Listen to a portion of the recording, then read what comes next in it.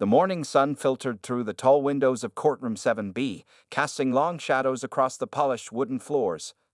Sarah Jenkins stood quietly at the defendant's table, her shoulders straight and her head held high. At 45 years old, she carried herself with a natural grace that came from years of athletic discipline, though no one in the courtroom knew about that part of her life yet. The traffic court was busy that Thursday morning. People from all walks of life shuffled in and out, most of them looking nervous or frustrated. But Sarah was different.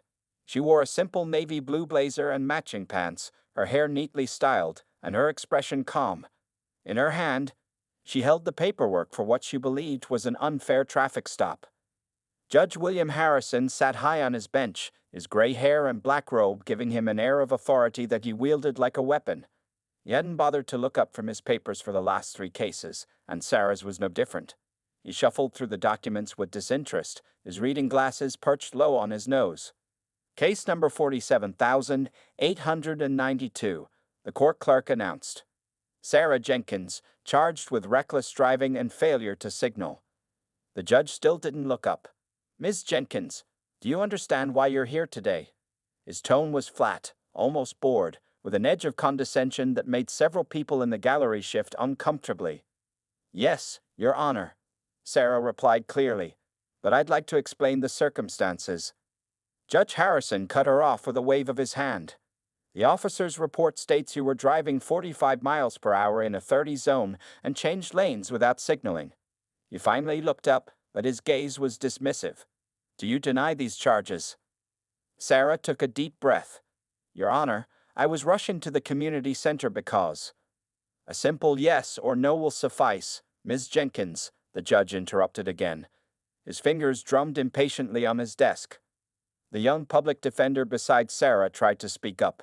Your Honor, if we could present some context. The context, Counselor, is that your client endangered others with her reckless behavior. Judge Harrison's voice grew harder.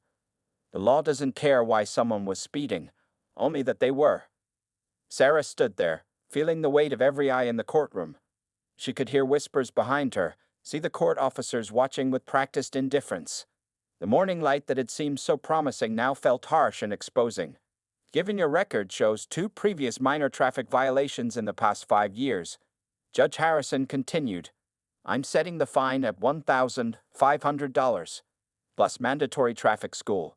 He delivered the sentence without emotion, already reaching for the next case file. Sarah's public defender leaned over. That's much higher than the usual fine for these charges, he whispered. Your Honor. Sarah spoke again, her voice steady despite her rising frustration. That amount is. If you're going to tell me you can't afford it. Judge Harrison cut in, finally meeting her eyes with a cold stare. Perhaps you should have thought of that before driving recklessly through our streets. Payment plans are available through the clerk's office. Next case. As Sarah gathered her papers, she noticed a man in the gallery scribbling furiously in a small notebook. He was watching her with unusual interest, but she was too focused on maintaining her dignity to pay him much attention.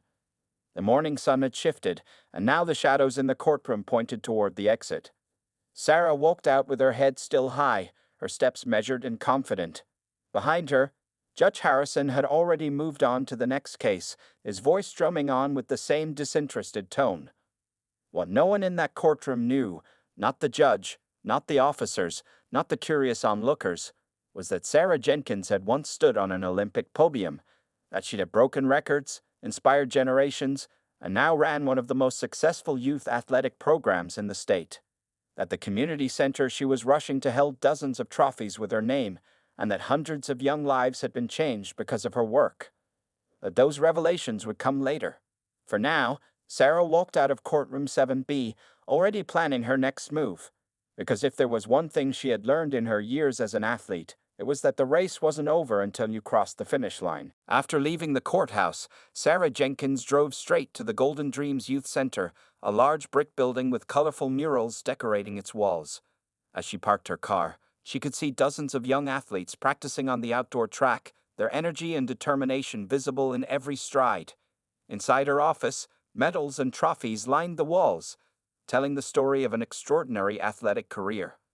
3 Olympic medals, 2 gold and 1 silver, hung in a special case near her desk. Next to them stood her most recent honor, the State Athletic Hall of Fame plaque, awarded just 2 months ago. The ceremony had made headlines, but Judge Harrison clearly hadn't been reading the sports pages. Sarah sat at her desk, still wearing the navy blue blazer from court. She picked up a framed photograph showing her younger self on the Olympic podium, the American flag rising behind her as tears of joy rolled down her face. That moment, 20 years ago, had changed her life forever. She had broken the world record in the 400-meter hurdles, becoming the first black woman from her state to win Olympic gold in track and field. "Miss Sarah," a young voice interrupted her thoughts. 14-year-old Keisha stood in the doorway, wearing running shoes and track gear. "We've been waiting for you at practice. Is everything okay?" Sarah managed to smile. "I'm sorry I'm late, Keisha. I had some legal matters to handle this morning." More students appeared behind Keisha, their faces concerned. These kids were why Sarah had been speeding that day. She had promised to help them prepare for their first major track meet, and she never broke promises to her students. The traffic stop was unfair, Sarah explained, deciding to be honest with her students. And the judge, well, he made some assumptions without knowing all the facts. Marcus, a tall 16-year-old with dreams of becoming a champion hurdler, stepped forward. "But Miss Sarah, you're famous. Didn't the judge know who you are?" Sarah shook her head. "No, Marcus, he didn't look past what he wanted to see." She stood up, straightening her blazer. "And that's exactly why we do what we do here. We prove people wrong by showing them our excellence." The teens nodded, understanding all too well what she meant. Many of them had faced similar judgments in their young lives. Just then, Sarah's phone buzzed. It was a text from James Wilson, the sports journalist who had been in court that morning. She had noticed him taking notes but hadn't realized he had recognized her. "Ms. Jenkins," the message read, "I was in traffic court this morning. The way Judge Harrison treated you was unacceptable. Would you be willing to tell your side of the story? People should know about this." Sarah looked up at her students, then back at the Olympic medals on her wall. She thought about all the other people who might be sitting in that courtroom, facing the same dismissive treatment. People who didn't have Olympic medals or Hall of Fame plaques to prove their worth, but who deserved respect just the same. "Miss Sarah?" Keisha's voice was quiet. "Are you going to fight back?" Sarah's phone buzzed again. More messages were coming in. Other people who had been in court were sharing what they had seen on social media. The story was already spreading. "Yes," Sarah answered, both to Keisha and to herself. She began typing a response to the journalist. "But first, we have practice, because no matter what happens in any courtroom, we never let anyone stop us from achieving our goals." The students cheered, and Sarah felt her spirit lifting. She had faced bigger hurdles than Judge Harrison in her life, literal and figurative ones. She had jumped over every single one of them. As she walked with her students to the track, Sarah thought about how this story would unfold. The judge had seen what he expected to see, just another face in his courtroom.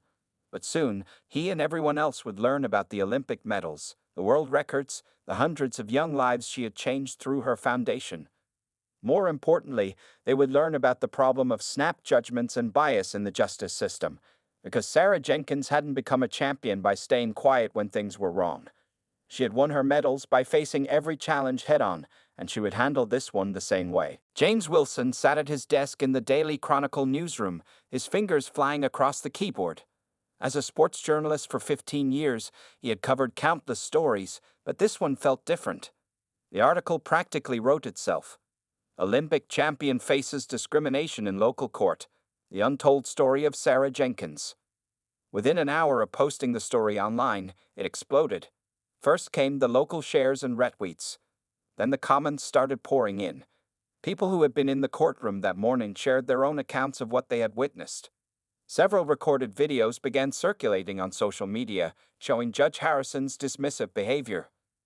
"I can't believe he didn't even look at her properly," one comment read. "That's Sarah Jenkins. She's literally in the Hall of Fame." The story spread like wildfire across social media platforms. Someone dug up a photo from last month's Hall of Fame ceremony and posted it side by side with a courtroom sketch. The contrast was striking. In one image, Sarah stood proudly receiving her award, surrounded by admiring fans and fellow athletes. In the other, She stood alone before Judge Harrison's bench, being treated like just another number in his courtroom. By noon, local TV stations had picked up the story. News vans gathered outside the courthouse, their reporters doing live broadcasts. Standing behind me is where Olympic gold medalist Sarah Jenkins faced an unusually harsh fine this morning, one reporter said into her microphone. Sources say Judge William Harrison appeared unaware of Ms. Jenkins' identity or her significant contributions to our community. Inside the Golden Dreams Youth Center, Sarah's phone wouldn't stop ringing. Former Olympic teammates called to offer support. The State Athletic Commission released a statement defending their recent Hall of Fame inductee. Local community leaders wanted to organize protests against judicial bias. Miss Sarah called Marcus, one of her young athletes, running into her office. "You're trending on social media. Everyone's talking about what happened." Sarah looked at her phone again. The notifications were overwhelming. She had already received calls from 3 major news networks wanting to interview her. But what caught her attention most was a message from another woman who had appeared in Judge Harrison's court last week. "I'm a single mother who got the same treatment," the message read. "But I don't have Olympic medals to prove my worth. Thank you for bringing attention to this issue." That message made Sarah's decision clear. She called James Wilson back. "I'll do the interview," she told him, "but I don't want it to be just about me. This is bigger than my medals or my Hall of Fame status. This is about how people are treated in our justice system every day." Wilson understood immediately. He arrived at the youth center an hour later, watching as Sarah finished coaching her afternoon training session. The young athletes ran their laps with extra determination today, proud that their coach was standing up for what was right. The interview took place right there on the track, with Sarah's students practicing in the background. She spoke calmly about what had happened in court, but her words carried weight. "When Judge Harrison looked at me, or rather, didn't look at me, he saw what he expected to see," she told Wilson. "But this isn't about my achievements or status. It's about basic human dignity. Every person who walks into that courtroom deserves to be seen and heard, regardless of their race or background." By evening, the story had gone national. Social media feeds were filled with Sarah's Olympic victories, her community work, and her recent Hall of Fame induction. People shared stories of similar experiences in courts across the country. Civil rights organizations began calling for an investigation into Judge Harrison's conduct patterns. The courthouse released a brief statement. "We are aware of the situation and are looking into the matter." But everyone knew this was just the beginning. As the sun set over the youth center, Sarah watched her students finish their training. Tomorrow, the story would be even bigger. Tomorrow, more people would come forward with their own experiences. And tomorrow, Judge William Harrison would have to face the consequences of his actions. Because sometimes, justice needed a second look, and Sarah Jenkins had just made sure everyone was paying attention. Judge William Harrison's morning routine had always been the same for the past 20 years. Coffee at 6 a.m., newspaper at 6:30, and in his chambers by 8. But this morning was different. As he opened his front door to grab the newspaper, he found reporters waiting outside his house. "Judge Harrison, what do you have to say about Sarah Jenkins? Did you know she was an Olympic champion? Are you going to apologize for your conduct?" The judge quickly shut his door, his hands shaking slightly as he turned on the TV. His face was all over the morning news. The headlines hit him like punches. "Judge under fire for treatment of Olympic champion. Hall of Fame athlete faces judicial bias. Community demands answers from local judge." In his living room, Judge Harrison sank into his leather armchair, watching video clips of himself from yesterday's court session. He hadn't realized how he looked, how he hadn't even raised his eyes to properly see the woman standing before him. The cameras caught his dismissive wave, his interrupted sentences, his cold stare. His phone rang. It was the Chief Justice of the county court system. "Bill," the Chief Justice said, her voice stern. "Have you seen the news?" "I'm watching it now," he replied quietly. "Do you realize who Sarah Jenkins is? She's not just any athlete. She's brought more honor to this state than almost anyone else. 3 Olympic medals, multiple world records. She runs a foundation that has helped hundreds of at-risk youth stay off the streets." The Chief Justice paused, letting the information sink in. "And more importantly, Bill, The videos show clear bias in your courtroom behavior. We're getting calls from civil rights organizations. The State Bar Association is asking questions. After the call, Judge Harrison went to his computer. His hands moved slowly as he typed Sarah Jenkins Olympic into the search bar. Videos popped up immediately. Sarah on the Olympic podium, tears streaming down her face as the national anthem played. Sarah breaking the world record in the 400-meter hurdles. Sarah speaking at schools, inspiring young athletes. Another video showed her recent Hall of Fame induction ceremony. She spoke about overcoming barriers, about proving people wrong, about never letting anyone define your worth. The irony hit him hard. He had become exactly the kind of barrier she had spent her life fighting against. His clerk called. "Judge, your morning docket has been reassigned. The Chief Justice wants you to take a few days off until this situation is addressed." Alone in his house, Judge Harrison kept reading about Sarah Jenkins.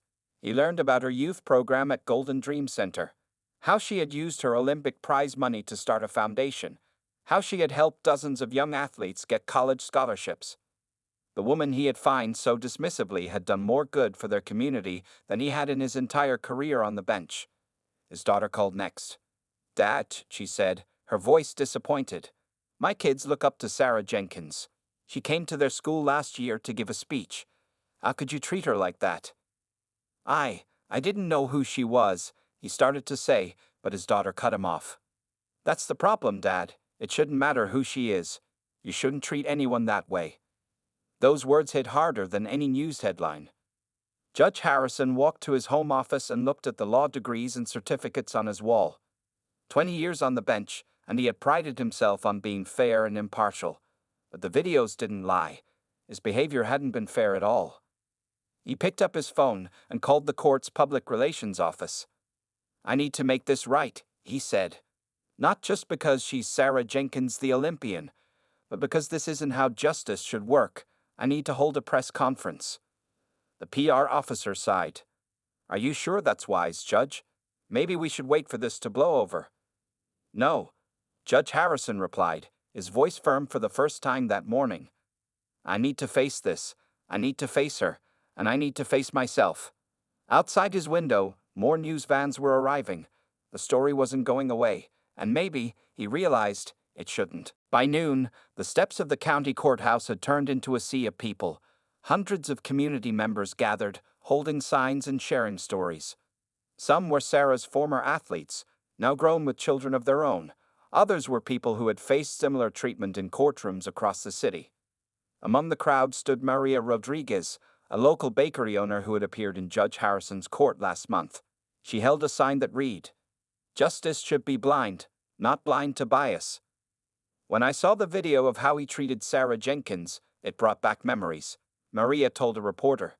"He didn't look at me either. Just assumed things about me because of my accent. Now I know I wasn't alone." The peaceful protest grew larger as more people arrived.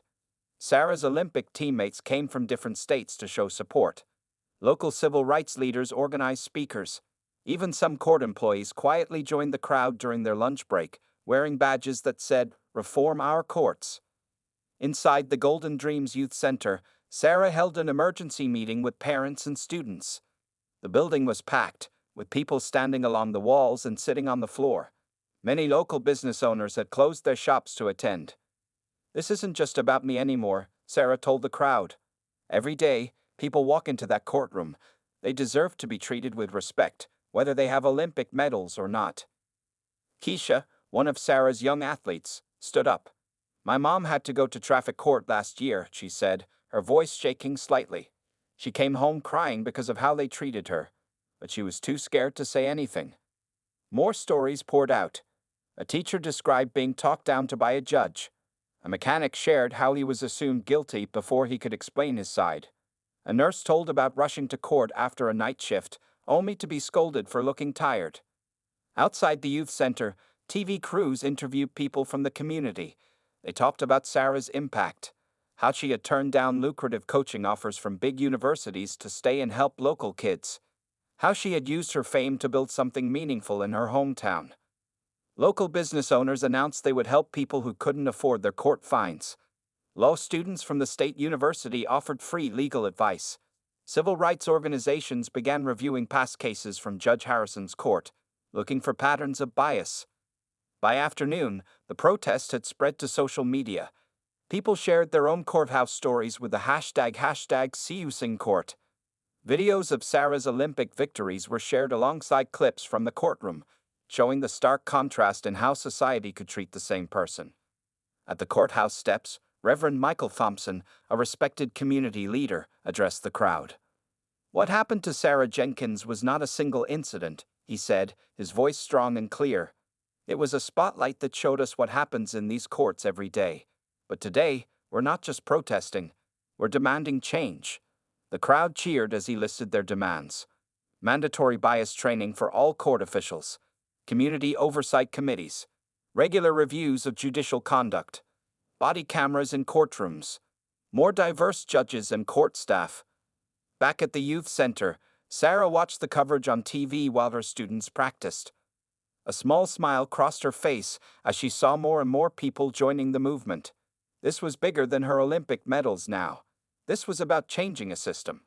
Her phone buzzed with a message from the Chief Justice's office. They wanted to meet with her to discuss court reform initiatives.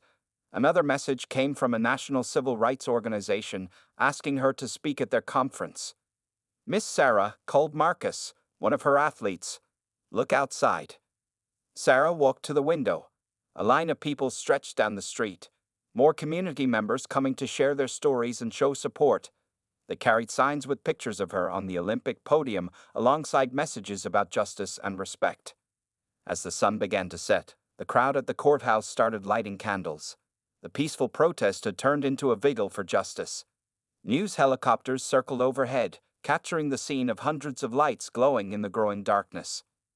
Change was coming, and it had started with one morning in traffic court. The courthouse press room had never been so full. Reporters packed the space shoulder to shoulder, cameras and microphones pointed at the empty podium. Judge William Harrison stood in the back room, adjusting his tie for the 5th time. His hands were shaking slightly. "Are you ready, Your Honor?" asked Linda Chen, the court's public relations officer. The judge looked at his prepared speech, then folded it and put it in his pocket. "No more scripts," he said quietly. "The people deserve honesty." At exactly 10 a.m., Judge Harrison walked to the podium. Camera flashes lit up the room. In the front row, he saw Sarah Jenkins sitting with her lawyer. She wore the same navy blue blazer from that day in court, her expression calm but firm. "Good morning," the judge began, his voice less confident than usual. "I'm here today not as a judge, but as a person who made a serious mistake, a mistake that has opened my eyes to a problem much bigger than one morning in traffic court." He gripped the sides of the podium, looking directly at Sarah for the first time. "Ms. Jenkins, I failed you that day. I failed to see you as a person. I failed to listen. I failed to show the basic respect that every human being deserves in a court of law. Whether you were an Olympic champion or not should never have mattered. What matters is that I let my biases affect how I treated you." The room was completely silent. Cameras clicked softly as photographers captured every expression that crossed the judge's face. "I've spent the last few days watching videos of myself in court. I've read hundreds of stories from other people who felt dismissed and disrespected in my courtroom. Each story felt like a mirror, showing me a side of myself I didn't want to see." His voice cracked slightly, but he continued. "I've been a judge for 20 years. I took an oath to provide equal justice under law. But watching those videos, reading those stories, I realized something painful. I wasn't living up to that oath. My bias, my assumptions, my quick judgments, they all became barriers to true justice." Sarah sat perfectly still, watching the man who had dismissed her just days ago now standing humbled before the cameras. "This isn't just about an apology, though I do apologize to you, Ms. Jenkins, from the bottom of my heart. This is about change, real change. Starting today, I'm taking a temporary leave from the bench to complete extensive bias training. I'm asking the Chief Justice to review my past cases for signs of unfair treatment." Murmurs spread through the room.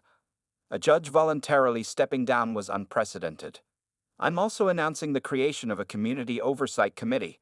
We need regular people, not just lawyers and judges, to help us see our blind spots. Ms. Jenkins, if you're willing, I'd like you to be part of that committee." Sarah's expression didn't change, but she gave a small nod. "To everyone who has ever stood in my courtroom and felt unseen, unheard, or unfairly judged, I apologize. You deserve better. The scales of justice are supposed to be balanced. But I realize now that my own biases were adding invisible weights to those scales." Judge Harrison stepped back from the podium, then did something no one expected. He walked down to where Sarah was sitting and extended his hand. "Ms. Jenkins, I can't undo what happened that day, but I can promise you this: your experience will change how justice is served in this courthouse. Will you help us make that change?" The room held its breath. For a long moment, Sarah looked at the offered hand. Then she stood up, her Olympic athlete's posture straight and dignified. "Judge Harrison," she said, her voice carrying clearly through the silent room, "I accept your apology. But more importantly, I accept your challenge. Let's work together to make sure everyone gets the justice they deserve." She shook his hand. Camera flashes exploded around them. In that moment, something shifted in the courthouse and in the community. It wasn't just about an apology anymore. It was about transformation. 3 months after the press conference, the Golden Dreams Youth Center looked very different on Wednesday afternoons. In addition to young athletes practicing on the track, men and women in business suits and judicial robes could be seen walking through the doors. Sarah had transformed the center's community room into a meeting space where judges, lawyers, and court officials came to learn about the neighborhoods they served. Today, Judge Harrison sat in the front row, taking notes as community members shared their experiences. "I've lived here for 40 years, an elderly woman said, standing with the help of her cane. "This is the first time anyone from the courthouse has asked about our lives." The education program had become a model for other cities. Sarah and Judge Harrison had designed it together, turning their confrontation into collaboration. Every week, different court officials would spend time in the community, not just listening but learning. In one corner of the room, a young public defender played basketball with local teenagers, learning about their dreams and challenges. At a table nearby, a judge helped a middle school student with math homework while chatting with his mother about the transportation problems many families face getting to court. "You see that building across the street?" Sarah asked the group, pointing through the window. "That used to be abandoned. Now it's a free daycare center for parents who have court appointments. Because we learned that many people missed their court dates simply because they had no one to watch their children." Judge Harrison nodded, remembering how he used to react when people were late to court. He hadn't understood the real challenges they faced. Now, the courthouse had adjusted its scheduling to better serve working parents. The changes went both ways. Every weekend, Sarah brought her young athletes to the courthouse, not for trials, but for education. They learned about the legal system, their rights, and how to interact with court officials. The intimidating building had become a place of learning instead of fear. Miss Sarah called Keisha, running into the community room. "We just got the new statistics from the court." Sarah smiled as her student handed out papers to everyone. The numbers told a powerful story. Court attendance was up 40% since they started the daycare program. Satisfaction with court interactions had improved by 60%. Most importantly, complaints about bias had dropped significantly. "But our work isn't done," Sarah reminded the group. "These numbers show progress, but we need to keep going." Judge Harrison stood up to speak. He looked different now, more humble, more connected to the community. His voice had lost its stern courtroom tone. "When I first came here," he said, "I thought I was just doing a required training. But this center, these people, you taught me more about justice than 20 years on the bench ever did." The afternoon sun streamed through the windows as more community members arrived. They had started a mentorship program where court officials were paired with local residents. Together, they worked on making the legal system more accessible and understanding. In the gym, Sarah watched as her Olympic medals became teaching tools. Young athletes would show them to visiting judges, sharing not just stories of victory, but of overcoming barriers. The medals sparked conversations about determination, fairness, and seeing beyond first impressions. "Remember," Sarah told a group of visiting court clerks, "every person who walks into your courthouse has their own medals. Maybe not Olympic ones, but achievements that matter. A single mother raising kids while working 2 jobs. A student being the first in their family to go to college. a small business owner building something from nothing. The clerks wrote in their notebooks, but more importantly, they listened with their hearts. As the day's session ended, Judge Harrison helped stack chairs while chatting with community members. No one found it strange anymore to see him there, wearing casual clothes, being part of the neighborhood. Next week, Sarah announced, we're starting computer classes for people who need to file court documents online, and Judge Harrison has volunteered to be one of the teachers. The judge smiled, remembering how far they'd come from that morning in traffic court. He had learned that true justice wasn't just about following laws, it was about understanding people. Outside, the track team started their afternoon practice, the sounds of running feet mixed with laughter and conversation from the community room. This was what change looked like. People from different worlds coming together, learning from each other, making things better step by step. 1 year after the traffic court incident, Sarah Jenkins stood at a podium in the state capitol building. Behind her sat Judge Harrison, along with dozens of judges, lawmakers, and community leaders from across the state. They had gathered to witness the signing of the Jenkins-Harrison Judicial Reform Act. A year ago, Sarah began, her voice strong and clear, I stood in a courtroom feeling invisible. Today, I stand here watching our state make history. The new law, inspired by the changes at their local courthouse, would require all courts in the state to implement bias training, community engagement programs, and accessibility reforms. What had started with one judge's mistake and one athlete's stand had grown into something much bigger. In the audience, Sarah's students from Golden Dreams Youth Center watched proudly.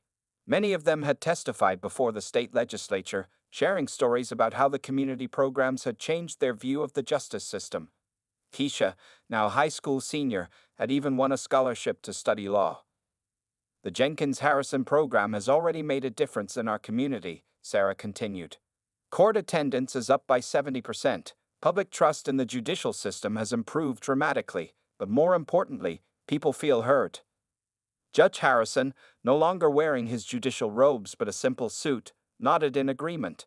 His temporary leave from the bench had turned into a permanent change of role.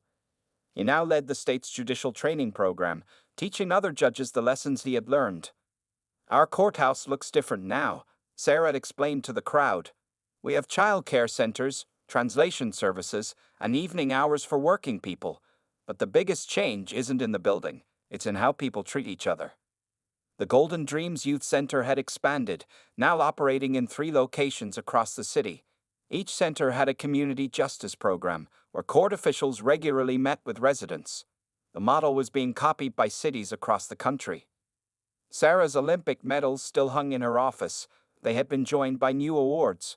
Recognition for community service, advocacy, and social justice, yet she considered her greatest achievement to be the changes she saw in everyday court sessions. Judge Harrison stood to speak next. A year ago, I thought I knew what justice looked like, he said. I was wrong. Justice isn't just about laws and procedures. It's about seeing people, really seeing them. He gestured to the crowd. In our courthouse now, you'll find judges having lunch with community members.